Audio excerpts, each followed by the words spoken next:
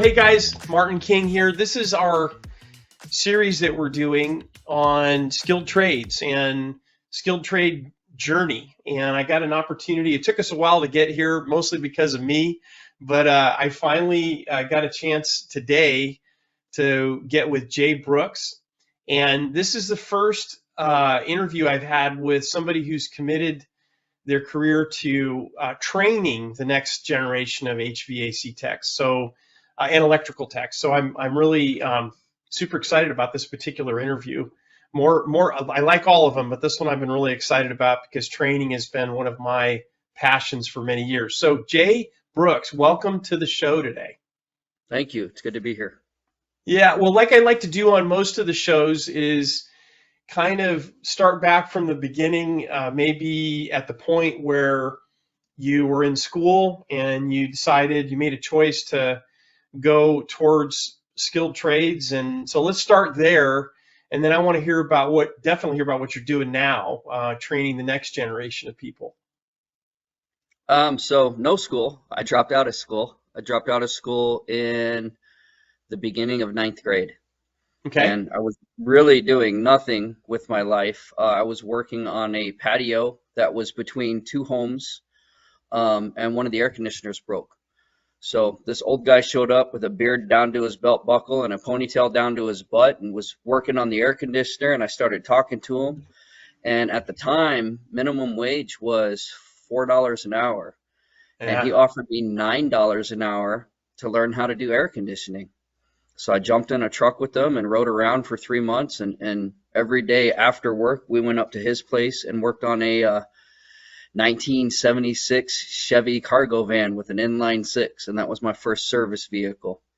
So after 3 months, I was out on my own doing installs, doing service work, learning, struggling, fighting. The teacher that I had with me all the time was the book Modern Refrigeration. Yep.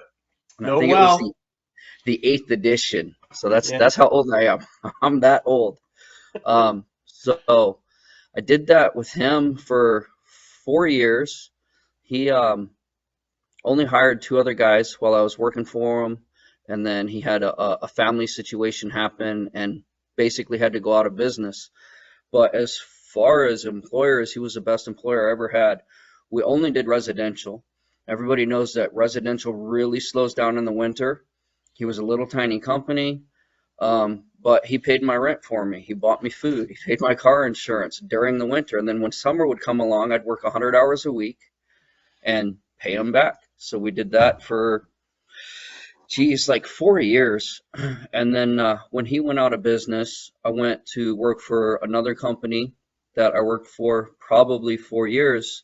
But they did a little bit of commercial work, real light commercial work, hair salons, things like that. So they were still residential equipment. They were just on a commercial building. And I worked for them. And then my wife and I decided that we were going to have a child and we were going to need insurance. And this company didn't offer any insurance. Mm-hmm. So I left that company. So real quick backstory on that is I've known my wife since she was 6 and I was 14. We basically grew up together. And then that company that I left to find insurance, they actually hired her, made her my service manager. And then she handled all of that stuff for the 4 years that I was there. And then I left there and went to another company that only did industrial stuff. So everything I went to work on was big chillers and things like that. So that was scary for me, but best paying job I ever had because they were union. So they paid union wages. But we're in Arizona, so right to work state. I didn't have to join the union to work for them, mm-hmm. But they paid the best. And then they had an upset after 2 or 3 years. They brought a guy in from somewhere else that started losing all the big accounts, so they let a bunch of us go. And then later found out that he was stealing the accounts and giving them to his buddies that he also brought from New York with him. So there was a whole thing there. They came back, asked me to come back. I told them no because it was scary for me now. I felt unsafe with them. You know, I had a wife and a kid that I had to take care of, and for them to they let 9 of us go in one day. So Mm. that was scary for everybody.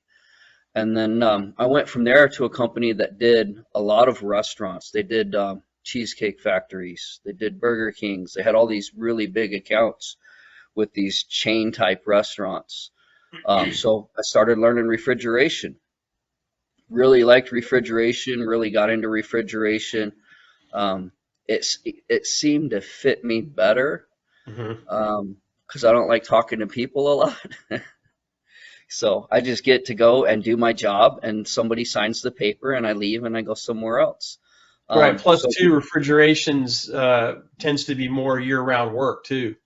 yeah, absolutely. Refrigeration is definitely more hours all year round. So even right now, the students that I have out in the field that are working in refrigeration, on average, right now it's 70 degrees during the day and 45 degrees at night.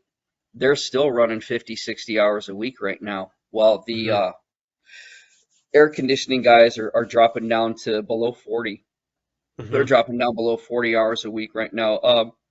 Big companies can keep guys busy with PMs, installs, things like that. But for the most part, I don't know where you're at. Where are you at? What state are I'm you in in? near. I'm in Oregon. I'm in near Portland, Oh, Oregon.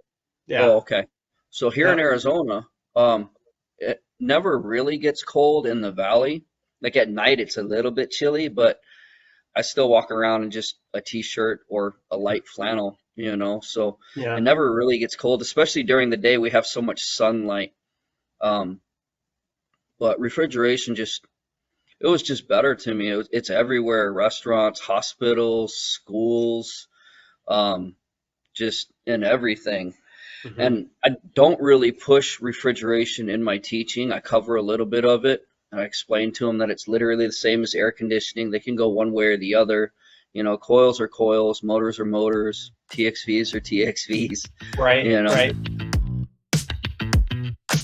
Hey guys, quick announcement. If you have not stopped into our website at skilledtraderescue.com, please do that. On the home page here, you will see that we have the Join the Movement email list. If you haven't signed up, please consider doing that. We have some amazing guests lined up for the podcast. I'm going to be getting the stories out of successful technicians and business owners in skilled trades. These are not just HVAC people. These are going to be from across the skilled trade spectrum.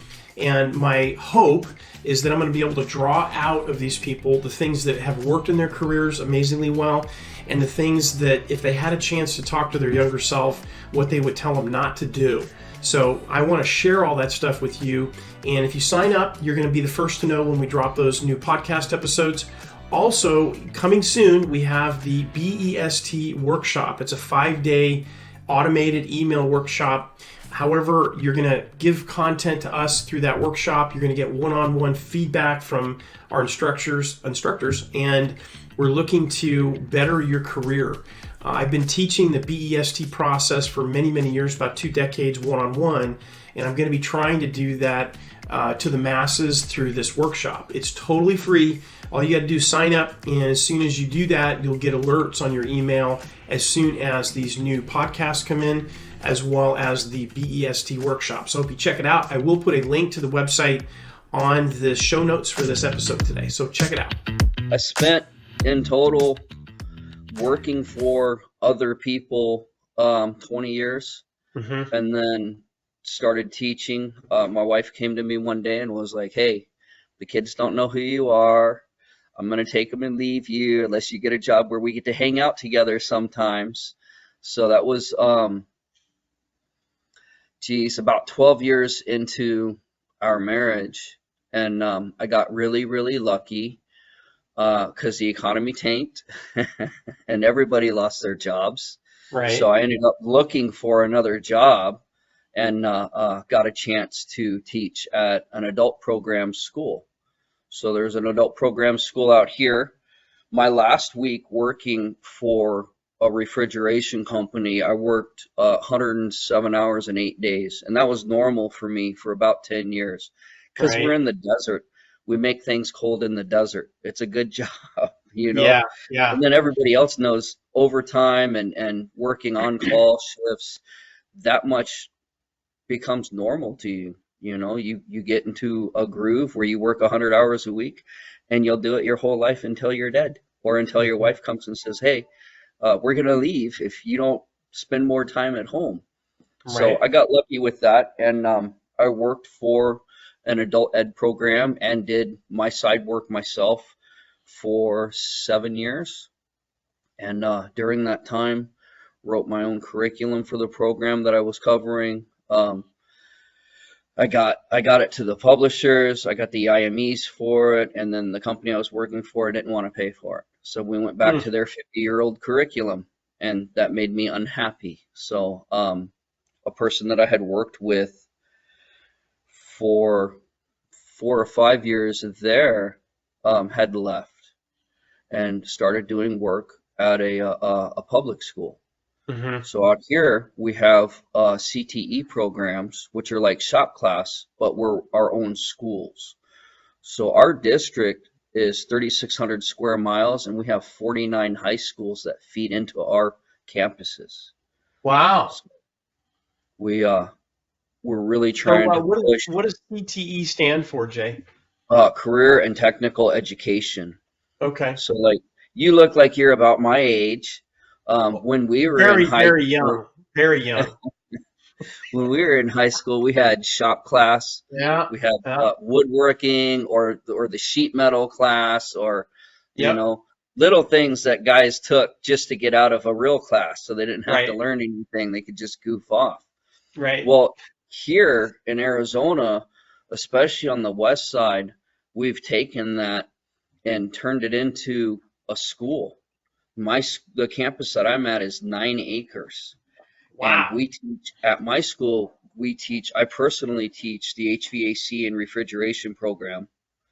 I teach the residential wiring program that turns into a 4-year apprenticeship. When the students get done with that, they have their journeyman's card. You know, Wow. on the HVAC side, um, I teach them everything. I mean, we tear units completely apart. I'll pull all the wires out of the unit. They have to make their own wires and rewire the unit. It's got to work. We go as far as literally taking the motors completely apart and putting them back together so that they fully understand every part of every component and the little bits of things that can go wrong in there. Mhm. At my campus, we're doing HVAC, residential wiring, heavy diesel, auto tech, auto collision, a medical assisting, coding. We have a fully operational veterinary clinic. Um, I'm sure I forgot one or two of the things, but that's just at my campus. We have 4 other campuses. Like I said, our district encompasses 3,800 square miles of our state. So So we just, Jay, Jay, who's funding all this? Is this all funded through the school district, or do the yeah, students have to this, pay this, tuition? this is a Oh, public school. This is wow. a public school. We also offer adult programs. Some of the other campuses have welding, so we have adult programs in that. HVAC has an adult program that we do at this campus. Um, but if you know anything about how much the schools charge, the one I was working at before I came to public school was 20 grand for a Right. 9 month program. And if you wanted to finish with an associate's degree, it was 30 grand, you know. Right. Here, our adult program here, I think, is 7 grand for 14 months. And, the high school program, they pay for their uniforms. So I think they pay $200 for uniforms and other things. When the HVAC kids finish here, they have their 608 universal, their 609, their 410A, an OSHA 10, and right now I'm working with Arizona Department of Education / my school district to try and implement the new flammable refrigerant certification so that we can have them with that safety certification before they leave the school as well. I Hmm. think I, I think I lost you somewhere. Can you still hear me? Yeah. No, I can hear you. Hang on a minute here. My webcam just decided to. There we go. That was There my you go. end. I'm pretty sure. That's No, okay. I got all that. That was very good. So let me get my head around this, Jay. So you're part of the public school system. So you have students coming in. So can let's say a junior, senior in high school. can they come in to your program while they're in high school, so, sort of as a quasi shop class? Yeah, that's Um, exactly what it is. It's okay, they get their elective credits. okay, So what they'll do is, so my HVAC class is here from 7:30 to 10:30 in the morning. hmm, Then they go to their home high school, whatever okay, school it is, and they do okay, whatever their core classes are that they have to complete. So we take juniors and seniors here at all of our campuses, juniors and seniors. Um, and then my afternoon class is from 1 to 3:30 for my electricians. hmm. So the electricians will go to their home high school and then come here. I Um, see. Okay, and they okay, get an elective credit. I think my HVAC class gets 3 credits, and my electrical class gets 2.5 credits because there's a half-hour difference in the program times. My HVAC kids are here for 3 hours. My electrical kids are here for 2.5. so the kids that come in, I can call them kids because I'm old. So Yeah. the kids that come in from that are currently enrolled in public high school there, do they pay anything to attend the classes, or is it all paid for just like their normal schooling is paid for? So they pay for their uniforms. Uniforms. Okay, you mentioned that They have earlier. to wear uniforms. The first thing we Right, start with in this program is vetting the students. Our right. students have to transport themselves. We don't bus them. Okay, So they're driving their own vehicles, paying for their own gas, paying for their own, well, or their parents right. are. Yeah, right. Um, we pay for the certifications that they get, so they're That's not paying for those. amazing, Jay. That's Um, so cool. we teach professionalism. That's the first thing we start with, safety and professionalism. So they have to wear their school uniform. They wear what a service tech would wear. They have the like the Dickie shirt or the red cap shirt, and they wear black Dickie pants. Right. They wear their work boots. They have to be steel toe or composite. Um, and that's for every program here. Every program here teaches professionalism. It's part of their grade. I personally give them 180 points because that's how many days they are in school, and they'll lose one of those points of professionalism, and it affects their grade. So if they Right. curse, they can lose that point if they curse. Hmm. Um, I've given them the option so that they can throw each other under the bus, or they can catch themselves in the beginning. So they get fired. They lose their job. If you curse, one of your classmates can say you're fired. If the classmate says you're fired before I say you're fired, then they get to keep their point. Their classmate saved them. If they say I quit after they curse because they catch themselves, if they do it before I say it, then they save that point. If they Okay. show up without their uniform, any part of their uniform, they lose that point. If they goof around in class and they're unsafe, they lose that point. If they're not cleaning up after themselves, they lose that point. We teach soft skills, we teach professionalism, we teach safety, and that's basically the first 6 or 8 weeks of school. And then we spend 3 days in the lab, 2 days in the classroom, so that the students are getting 70 to 80% of their program is hands-on. It's in the labs, it's doing the work. My HVAC students, we get to go on the roof of the school, on all of the buildings on the campus to do the PM for the Hmm. campus. They work on live equipment. They test capacitors. They test motors. Anything we find wrong, we report. They buy the parts for us. We get to go change those parts. So they're getting real on-the-job training in the program. We get guest speakers that come in. We do job shadowing. They get to go out with contractors and spend a day with contractors, going to real job sites and dealing with real customers. And, it's a good thing. It works out really well. Jay, can you see the tear running down my cheek right now? This is great. Okay, so that's the high school program. So basically, the school district, the school system in Arizona pays for um, your salary, the existence of the facility, all that kind of stuff, and the the students, they have to get themselves there, i.e., their own transportation. They have to buy their uniforms, which I think is totally legit.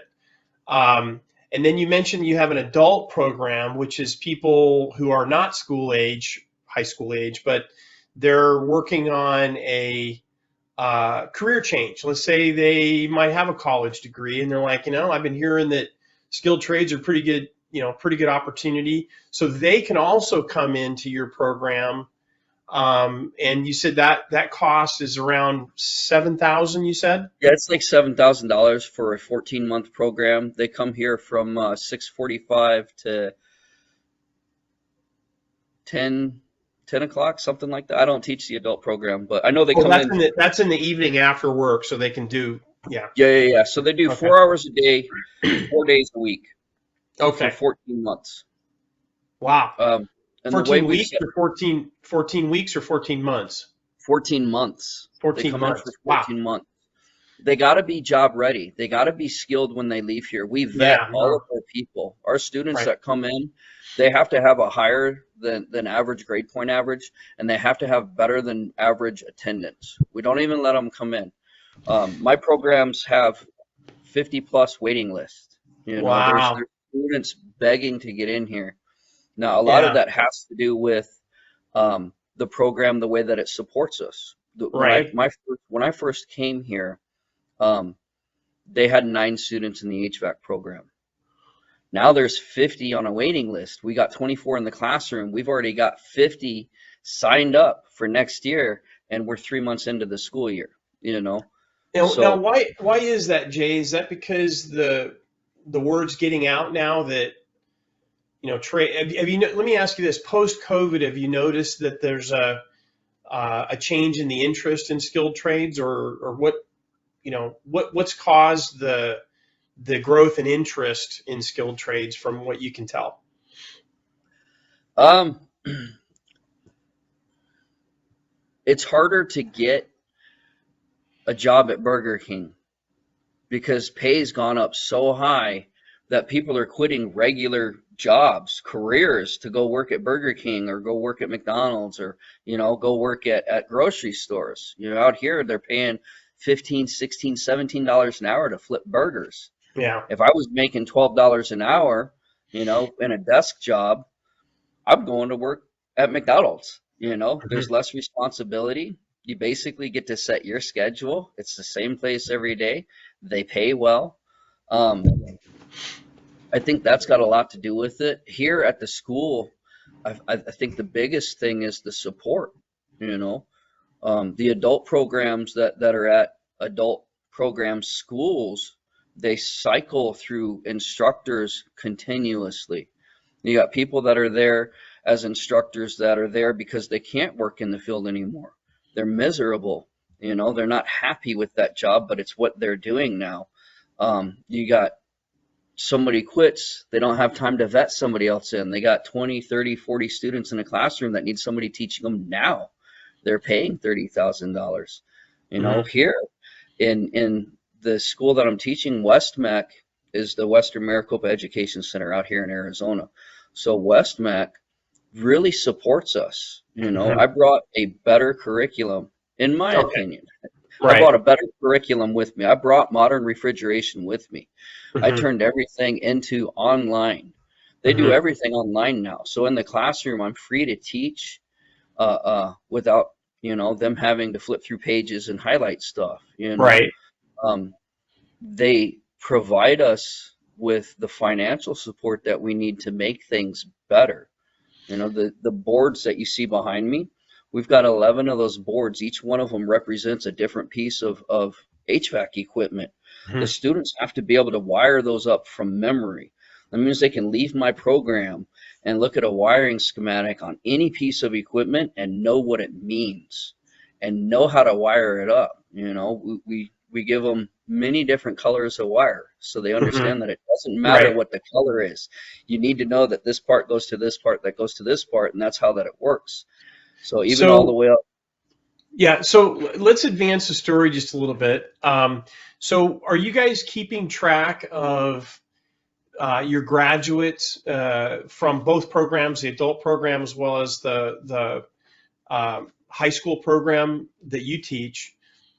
Are you keeping track of the placements, like out Yes. of all the students that you're training in both programs? What's the percentage of people that are actually getting placed in the industry, both electrical and HVAC, after they complete your program?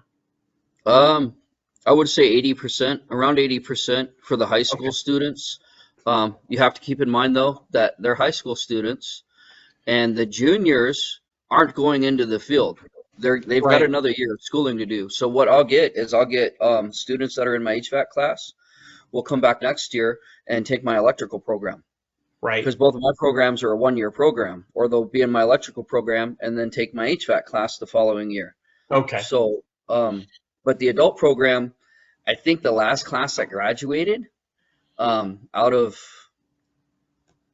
18 or 19 students, only one student didn't get a job in the field because they chose not to. Right. So for the adult program, it's almost 100% all the time. And the adult Right. program is brand new. So the person I spoke about earlier that worked at another company that I worked at came here and is teaching that adult program and basically tricked me into coming here. You know, he would say, "Hey, this is a good place. The people here like each other. It's you should come see it one day." And he texted me one day. He's like, "Do you know anybody that wants to teach HVAC and electrical?" I became complacent in my teaching job, and I was like, "No, why would anybody want to do that?" You know, Yeah. but he's Yeah. Yeah. planting little seeds. Right. So one day he finally gets me to come out here, and I tour the facility, and it's amazing. It's an amazing facility. You know, I'll take you around in a couple of minutes and Yeah. let you look Yeah. stuff. It's So, amazing here. so it sounds to me like your adult program, which I think is probably a better representation to the demand, is probably better than 80%. It's probably in the 90% range. I mean, if Yeah, what it's you're almost 100%. It's yeah, almost right. 100%. Okay. So there's no problem if these people want to get a job, regardless if they're part of your high school program when they graduate high school as a senior. If they decide, hey, college isn't for me, and they've been through your program, I think it's reasonable to say, correct me if I'm wrong here, that those kids too would be in the 90% range if they wanted to work in skilled trades, right? Oh, absolutely. Yeah. Absolutely. So, um, we have a lot of companies that hire just our students. Like they come Right. to us and say, "Hey, when are the next students available?" You know, the Hmm. high school students, they're trainable. They don't have any bad habits yet, you know. They don't Right. have any other work experience. They learn from ground zero through these companies, and the adult program in Arizona right now, while it's cold outside, we're still around 1,000 technicians short of what Arizona needs to do the air conditioning, to do the refrigeration work. Hmm. We're short. You know, Right. there's constant interest in our program for hiring. They're looking for anybody. I've had students hired that were working at McDonald's just because they were in Westmec. You know, they go through, the kid's wearing a Westmec hat, HVAC guy's getting a burger, and he says, "Hey, what's going on?" You know, and When then you the say kid working comes for the next McDonald's, day you and, say working to fix their equipment, right? no, I mean flipping burgers while they're in Oh, school, oh, you okay, know. gotcha.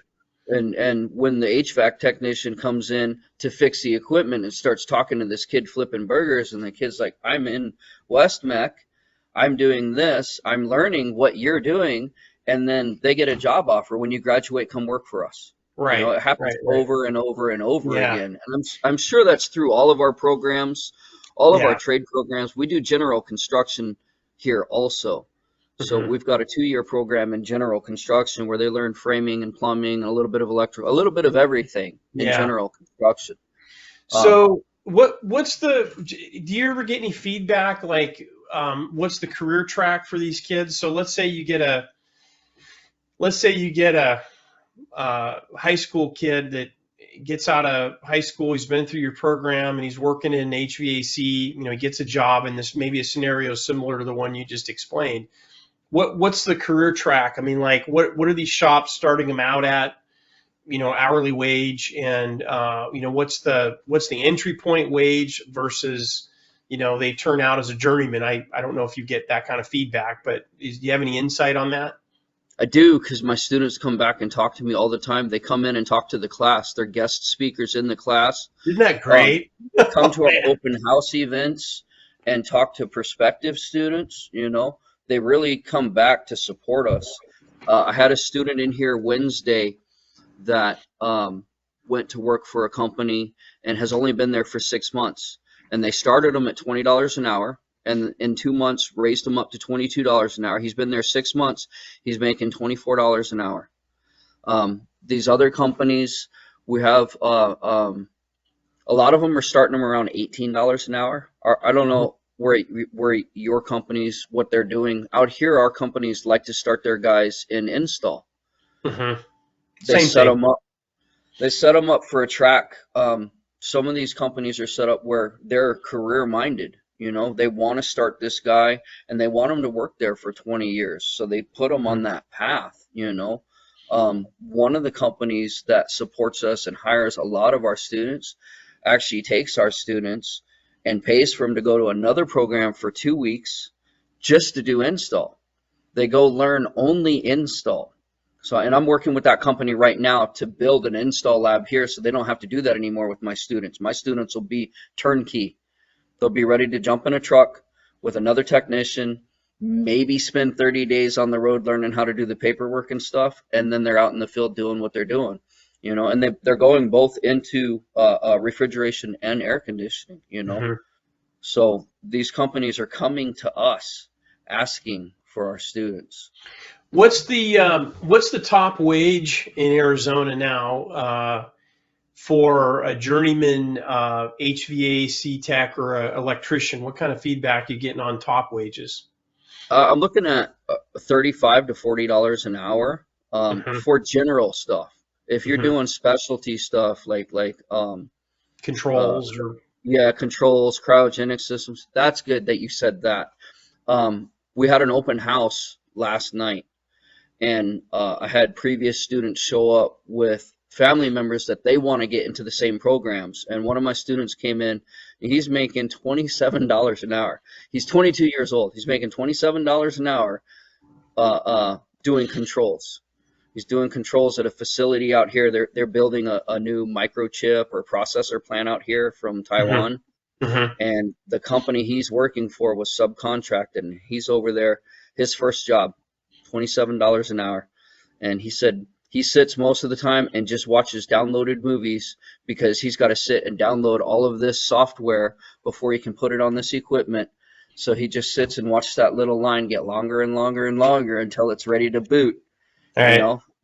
So yeah, that's I've been talking about this a lot, Jay, because I have some theories about what's occurred in the last generation in skilled trades, because it used to be that there was this natural push by parents and counselors and everybody, if you want to be successful in America, you got to get a college education. That's the only option, right? And it's still like that. Yeah, and what ends up happening is you end up with people that get out of a college education in debt, and they, some of them, many of them, actually end up working in skilled trades eventually, or working out in other areas that don't have any alignment with their college education. I mean, that's just it's just happening. And one of the very few good things that came out of COVID is I think parents finally woke up a little bit and saw over the shoulder of their kids what's been happening in some of the schools, and they're like, maybe we don't like this so much. So there's been kind of an awakening towards skilled trades. And so yeah, what we did during COVID, when we had to go virtual, which is very difficult for a program that is 70 or 80% hands-on, I personally had all of my students cut wood and build boards that they could do all of their wiring and stuff on. We put all of the components. The school supported that. They paid for, it was $250 a student out of the school's budget to get the stuff together that they could take home and still do these labs virtually. So I could log on just like a regular class every day and teach, and then they would have to do the labs that I presented to them. I mean, it That's was a learning awesome. thing for everybody, but it still kept the students engaged. They were still, when they did get to come back to school, they were still in line. You know, Mhm. they didn't miss anything. It's hard to do, but Westmec provided everything that we needed for that. They fully supported everything, you know, in all That's of the awesome. programs. It One of the was things, is your program modeled is your program unique just for Arizona, or is that becoming more popular now where there's a kind of a partnership between the public schools and skilled trades, or is your program in Arizona kind of unique for the country? no, it's everywhere. It's everywhere. We have you heard of Skills USA? No, I have not. Okay, so you know who Mike Rowe is? Yeah, yeah. Okay, so he's one of the big proponents of skilled trades, Yep. you know, and he also pushes Skills USA. So Skills USA is a global competition, and it goes everything from professionalism to the actual skilled trades. So this last year, my HVAC students took first, second, and third place in state, and my electricians took first and second place in state. And then we go to nationals. Nationals this last year was held in where did I go? Atlanta. I was in Atlanta. So I took my top students, first place students, to Atlanta, and they competed against the other 50 states. Wow. And then the winners of those, I'm not sure how the global portion works, but I know they end up in Russia, you know, or China, or you know, so the whole globe is part of the Skills USA. It's called Skills World. Uh-huh. So they go from uh, um, it just brings everybody together. It brings all of the Yeah. skilled trades together. It's all sponsored. You know, all of these contractors put their money and their stuff into these skilled trades competitions. They support the schools that are doing this. And don't get me wrong, the high schools still have their shop classes that are doing the CTE stuff. Westmec actually supports a lot of those programs in other schools. We Hmm. pay into those other schools to make sure that they're a satellite of Westmec, you Hmm. know. So on the east side, there's a East Valley Institute of Technology. Compared to Westmec, they're very small, but they're the same thing. They're Hmm. doing the same thing here. And I know that it's in other states because I go to the competitions. My HVAC students take first, second, and third place all 4 years that I've been teaching here. Hmm. Um, and then as far as the college thing that you were talking about, I push against college. Hmm. Not against college, but I push against financing college. I try Right. to teach my students to do what I did. So I dropped out of school. I didn't get my GED until I was 40. And then when I was 40 and got my GED, I was like, hey, my brain kind of works some. So I went and got an engineering degree. I've got no student debt. You make your money, you pay cash. You know, you make your money, you get your work, and somebody else will pay for school for you. You know, if Right. you get with the right company, Yeah. they'll pay for school for you. So that's what I did. I got with a good company that was willing to pay for me to do better stuff. And I got an engineering degree. I got an associate's in mechanical maintenance engineering, which is exactly what my field was. Yeah. So it was really, really easy. I did it online while I was working 17 hours a day. Yeah. What's really interesting, Jay, is I'm writing a book, actually a series of ebooks on, how to succeed in the skilled trades industry. And part of my research has been to look at reporting, particularly of wages within skilled trades. And what's interesting is most of the school counselors, most of a lot of the media, which is, well, I digress. I don't want to go off on the media too far, but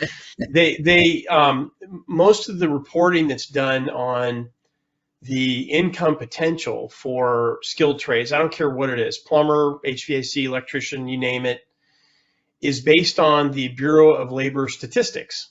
Yeah. Okay. And their data is just flat out wrong. I mean, it's not even close. And they're finally now starting to ratchet it up. But I did some really in-depth research for my books on how they gather their data, and it's archaic. They're not actually Yeah. talking to. It's an echo chamber basically.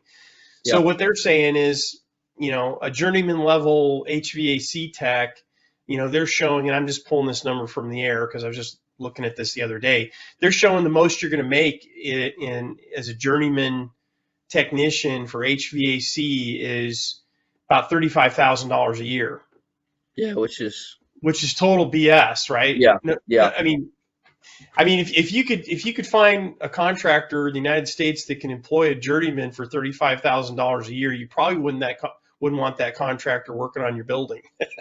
Right. No, in reality, I talk to my students about that all the time because they'll go online and they'll say, um, this says we're only going to make this much money, and I have to tell them, look, I've made $1 million more than once. I'm not good at saving money, but I have a lot of really cool tools, Right, right, and for other technicians to come into the school and talk to my students, it changes their opinion of things. It changes their outlook on things. Because, like I said, I just had a student come in. He's making $24 an hour after working for 6 months, right out of school. No other job experience. He got there. They trained him. They put him in a truck. 6 months later, he's making $24 an hour, and he's working 60, 70 hours a week, right. making What you tons of get money. away with for a while till you get married. Yeah, yeah. One of the other things I do is all of my students, the last day of school, I give them my Snapchat. My Hmm. Snapchat is all of my other students that are already out in the field and working. So I create this bond from class to class to class of brand new technicians and technicians that have been out there for a couple of years.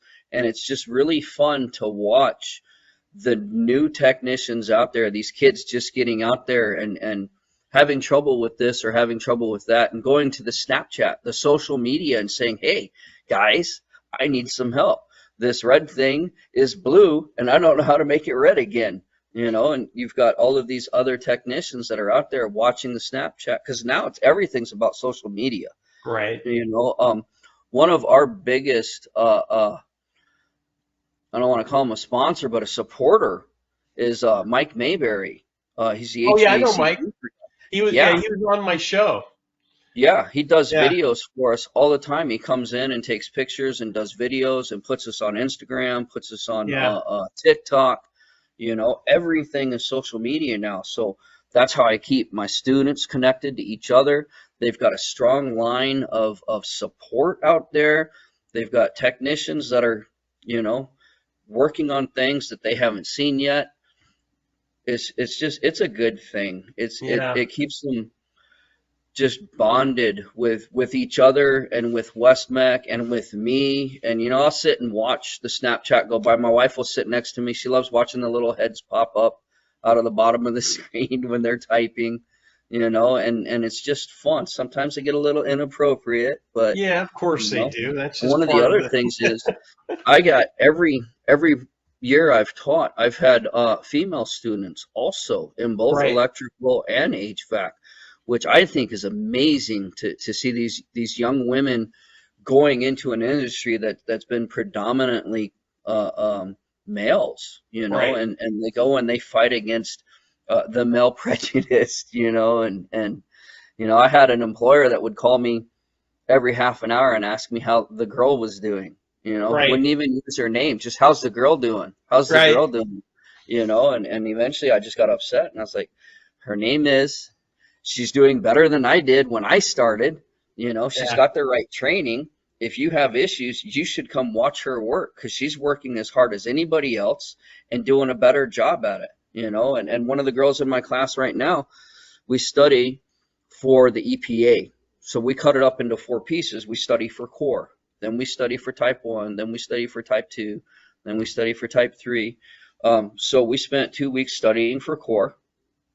And we took this test, and she passed all 4 of them her first try, Hmm. you know. And that's the first time I've seen that in teaching in 12 years. So Yeah. these young women come in and they're smart and they work just as hard as the men do and they're willing to get dirty, you know. So that's the Yeah. thing that I see swing after COVID is, you know, I'm getting more females Right. in the classroom. You know what's interesting, Jay? I recently finished up. I had a temporary assignment working for a major semiconductor company, and I had an aha moment about females coming into skilled trades that I was just, it registered with me, and I hadn't thought about it too much. I was out on a fab floor, and they were doing a bunch. They're putting in new tools, new electronics tools, and they were running some new circuits. They were running some big, high amp, 1 aught, 2 aught. I mean, these wires they were pulling were like Yeah, this, right? They're pretty big. So I'm looking and I see 2 women that are actually doing all the wiring, which wasn't, I was sort of used to that. And then I saw these women setting up to pull this wire through the conduit, and I'm going, wow. And this gal was maybe, I don't know, 120 pounds soaking wet. I'm going, this is going to be really interesting. Are they going to pull some guys in to, help with that? And because there's just physical strength things, right? And then yeah, I was in there working anyway, and I had a chance to witness this. This gal pulls this, they had the nylon tape already ran through the conduit. right. One gal was on one end and one was on the pull side of it.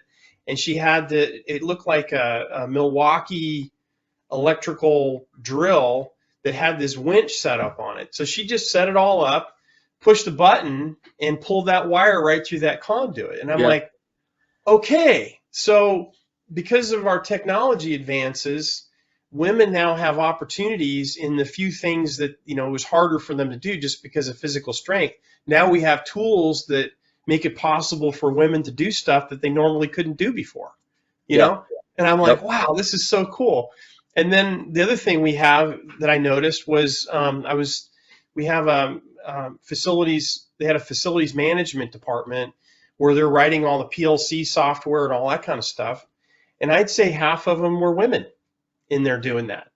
yeah, And they were doing they were just as good as the men were, if not better in a few cases. yeah, yep, It's fantastic. So yeah. yeah, I love seeing that. yeah. So what's next for you, Jay? I mean, so you've been teaching how long now? Um, like 10 years now. But I still do my own thing on the side. I still love working on air conditioners. I still love working on refrigeration systems, you know, and it's better because the money goes into my pocket now. I don't have any overhead. I work out Right. of my garage, you know. Yeah. So, and I do my work for cash, you know. Yeah. I don't do big install jobs anymore or anything like that. Right. I like to keep myself up to date as best I can. Um, I still just love doing the work. And if I'm not running calls, I'm building something at the house or wiring something at the house or, you know. Yeah. So one of the things that I've been looking closely at is work-life balance, and you alluded to it a couple of times about how your life working as a service technician can get out of balance, right? Where Yeah. you have conflicts with your significant other. Have you thought about, like, is there any tricks of the trade about, let's say you get a newly married, newly minted technician who's out there working, and the kids are starting to show up and stuff. Is there any tricks of the trade about maintaining life balance, being as busy as technicians can get? What do you, any ideas on that? So here's a thing that's happening here. I don't know if it's happening everywhere, and it might just be due to the heat in the summer here. Our average attic temperatures in the middle of summer are 140, 150 degrees. I've been on rooftops that were 170 degrees. I've literally had the glue in my boots melt and lost soles on rooftops out here. But now I feel like everybody's getting weak because these companies are only working these guys 8 hours. They're like an AM shift and a PM shift. It's so strange to me, and on call, instead of just being the guy on call and working an extra 50 hours a week while you're on call, they've got a guy on call in each part of the state. It's not just one guy. I used to have to drive on call. I would drive 100 miles in one direction to get to a call, and now they put technicians all over the valley. They're not just centralized around the shop anymore. And somebody might be on call in for us. So I work in Phoenix, but I live in Mesa. So I drive 80 miles a day to teach. But they'll have technicians that are just 40 miles apart from each other all over the state. So what you're saying is that the employers are being a little bit more aware of burnout. Yeah, exactly. Okay. They weren't like that when I started. When I started, you worked until you were dead, Yeah. And if you had to call in for a day, they were upset with you because I had to move all of those calls to the other technicians, and then the other technicians were angry with you because they had extra calls to run. And now I'm seeing a lot of them are really more lenient on that kind of thing, especially with the feedback that I get from my students, because my students will say, "Oh, I missed 3 days this week. I just wasn't feeling it." I called the boss and was like, "I don't want to run calls today." And the boss was like, "Okay, we'll just give your calls to somebody else." I'm like, I would have just slapped you if you walked up to me and said you didn't want to run calls today. That's not the way this industry works. But apparently now it's getting that way where everybody has feelings and everybody cares about everybody else's feelings. It's not really all about the money anymore. That makes a huge difference, especially with these younger guys that, they spent their life up until the day they graduated playing video games in somebody's house, or hanging out at the mall. I have a friend that runs a big company, HVAC company in the Northwest here, and him and I lament. We opine about the difference in attitude between the younger generation now that's working as technicians, and the one we talked about the other day was, can you believe? It usually starts out like that. Can you believe that that so and so, he wanted their birthday week off? Yeah, and that's the thing. We were like, gosh, it's when I was a service technician, we got to maybe leave an hour early on a Friday. That was it.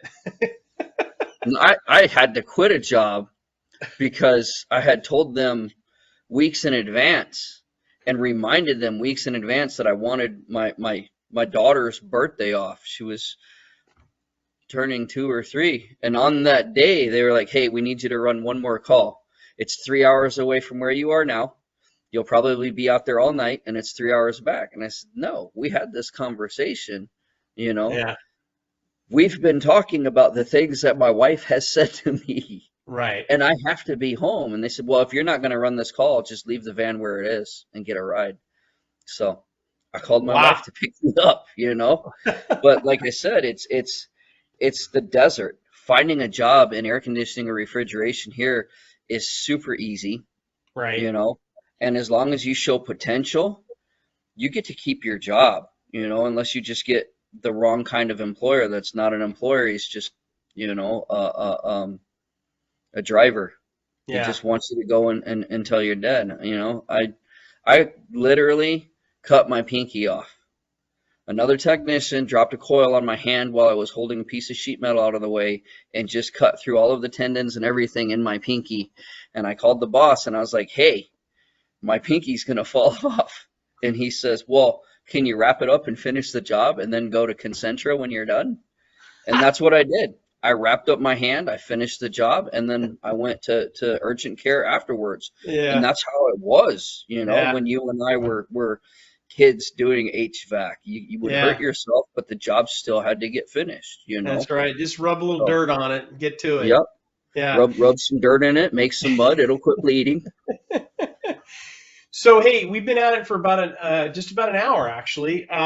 Before we wrap up though, I want to make sure we cover a couple things. I want to get a little tour, but I have a feeling hopefully I'm going to do that last. So those of you who are watching this on YouTube, you'll be able to see some things about Jay's world here in the educational part of this business.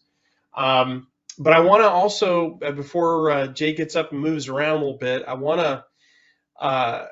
to ask you, Jay, how can HVAC or any other skilled trade business owner help you in your endeavors to attract new skilled people into the trades? I mean, is there any things you need that the contractor community can help you with?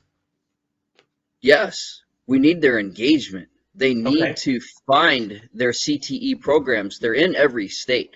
They need to find the CTE programs, and they need to be part of it. They need to be engaged with us. We have advisory committees where we bring in contractors from everywhere else, and bring them into our program.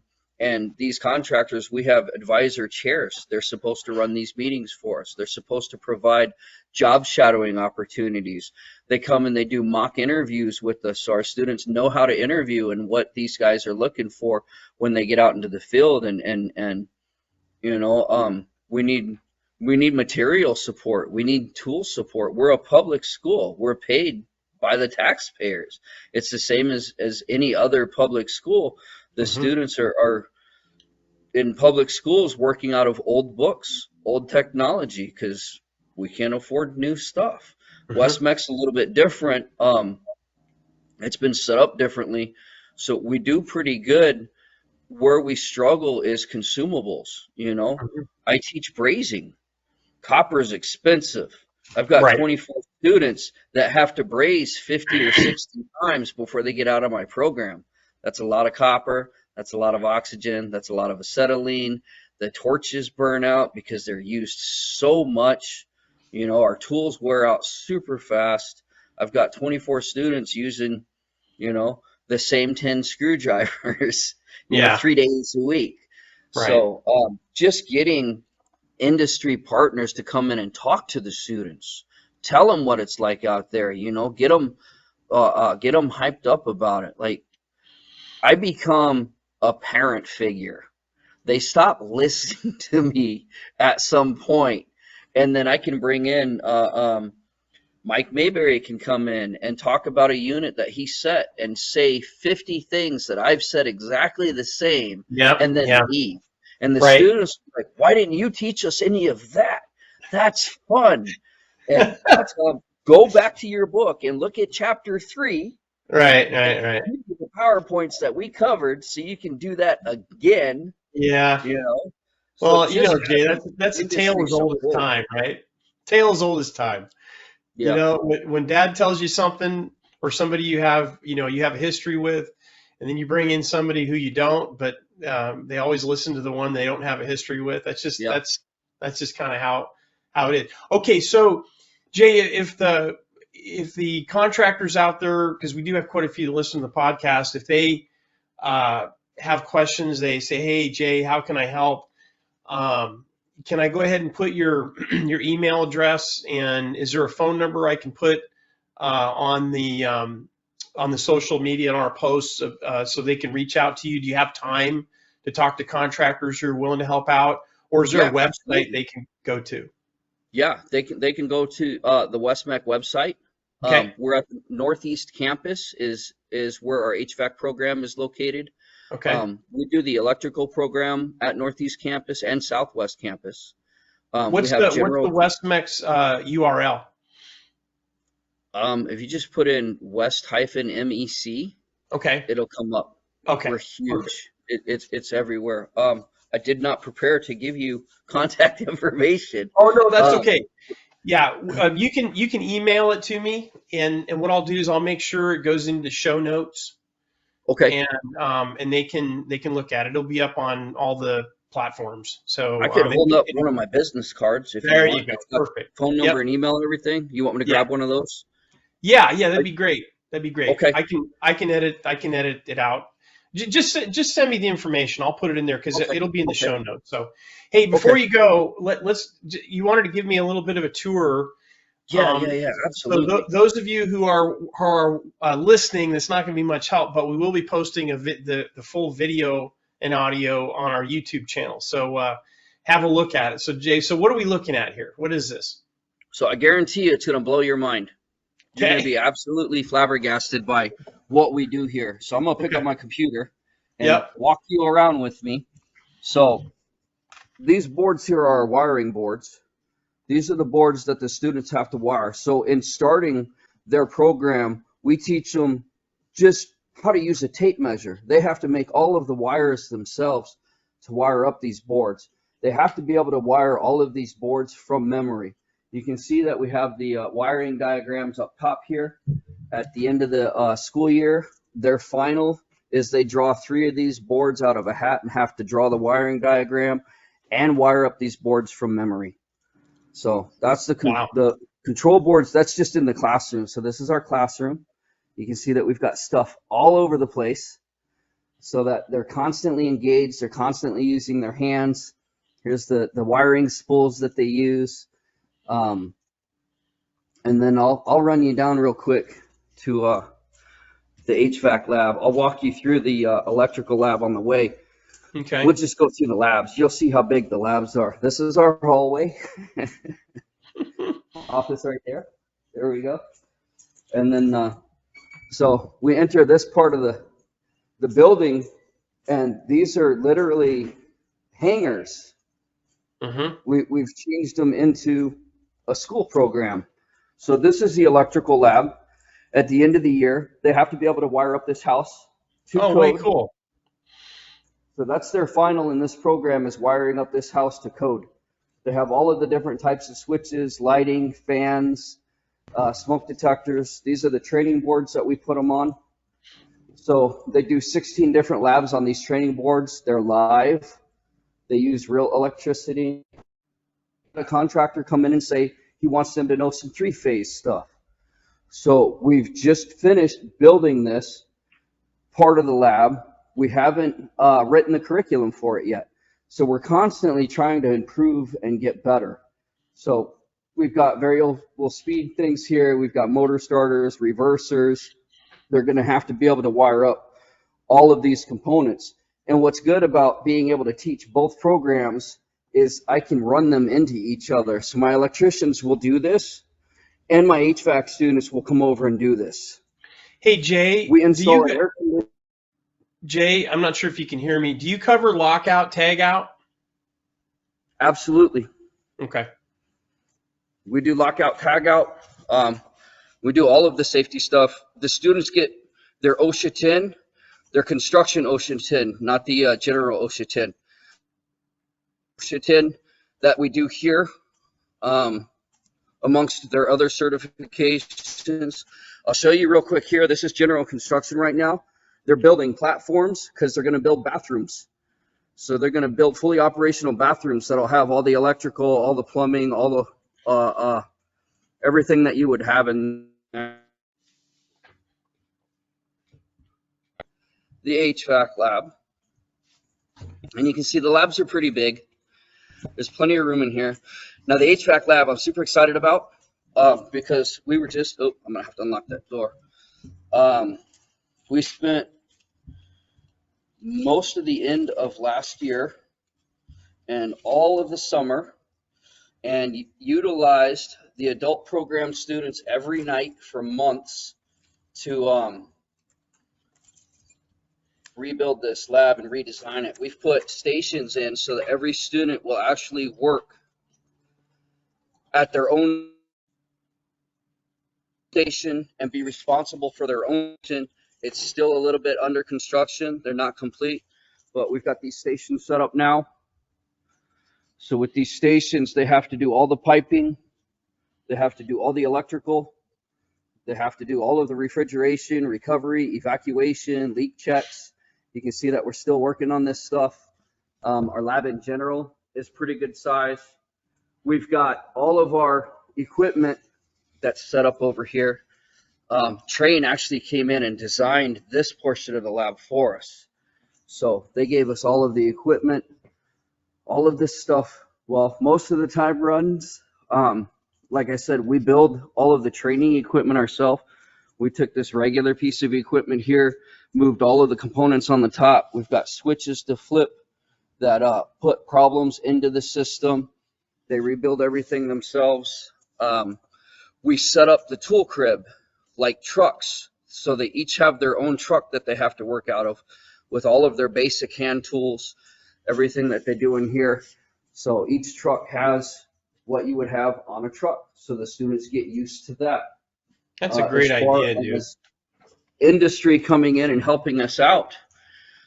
They come and bring their trucks. They let the students go through their trucks and look at the stuff on stock and see how the trucks are organized, see the kind of tools that they have in the trucks. We have built this board here, which is just so they know how to wire up motors and starters and start caps and run caps. And we do have some trainers in here that were purchased, but you can see we don't use them much. We would rather use the stuff that we're building ourselves in here. Yeah. We do a little bit of refrigeration stuff, not much. We do a little bit. So we got some reach-ins that we mess with. We got a water-cooled condenser system over here I like to run for them so that they understand. In Arizona, we use a lot of water source heat pumps. Right. So we had a company donate some water source heat pumps to us. They're going to donate the cooling towers and the pumps and set them up for us.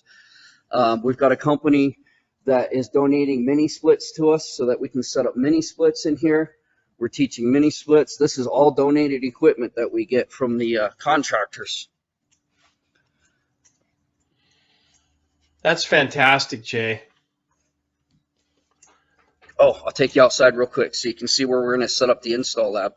So our equipment in here, we have the regular package equipment, and then off to the side there you can see we have split systems.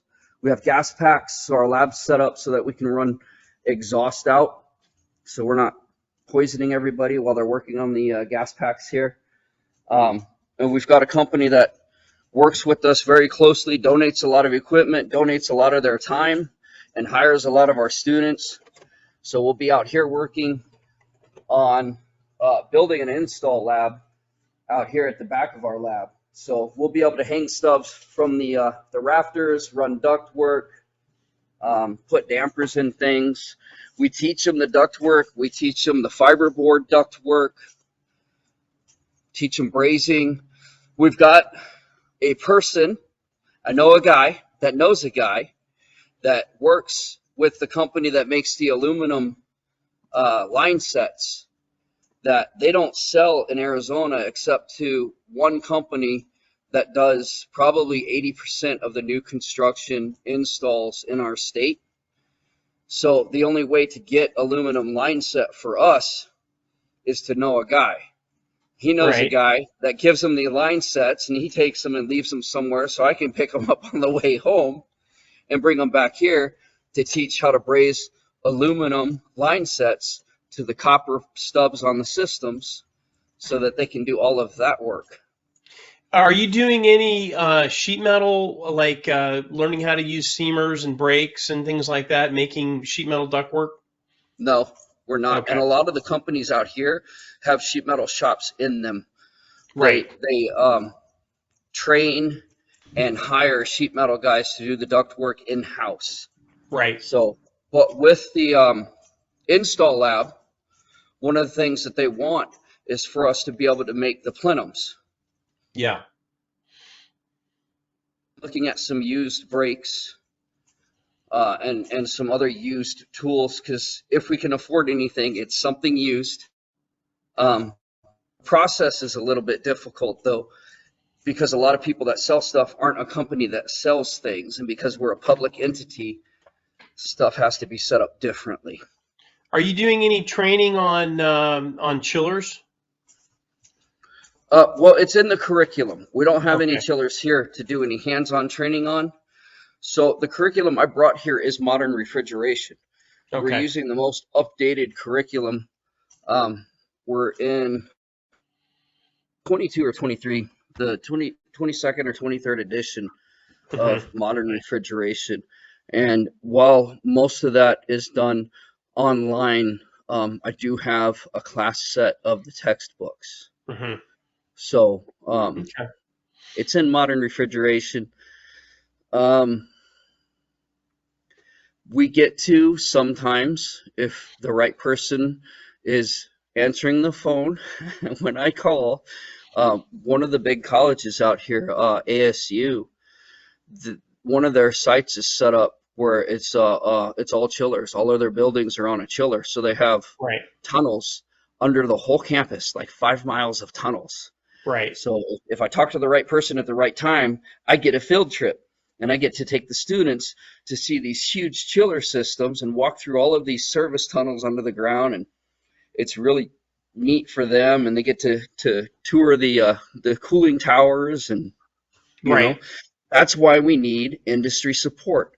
If I can get them out to these jobs and these job sites, you know, it's amazing for them. It really ignites that little teeny tiny flame that I'm trying to fan.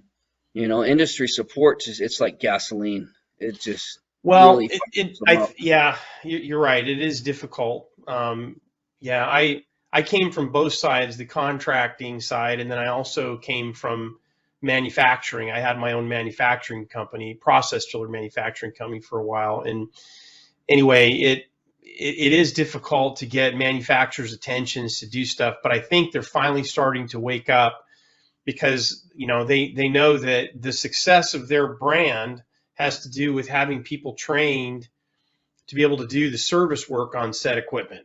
Because if you don't, it's not going to run, which ultimately impacts the brand, right? So it's a circle. One of the things I would suggest is, you know, seeing if you could get some permissions to, you know, if you can't do a field trip, at least maybe do a recording. You know, you go out and do some short videos on that, and so that might be something good. We play on YouTube all the time. We're on YouTube all the time. Yeah. So that is it. I hope you enjoyed this episode. I very much look forward to continuing to connect with you. Please don't hesitate to send me messages on LinkedIn. I'm on there all the time. Or you can reach out to me on my email. I'm at mking@processchilleracademy.com. And until next week, when I give you the next installment, I wish you a great week, and I will connect up with you again soon. Take care now. Bye-bye.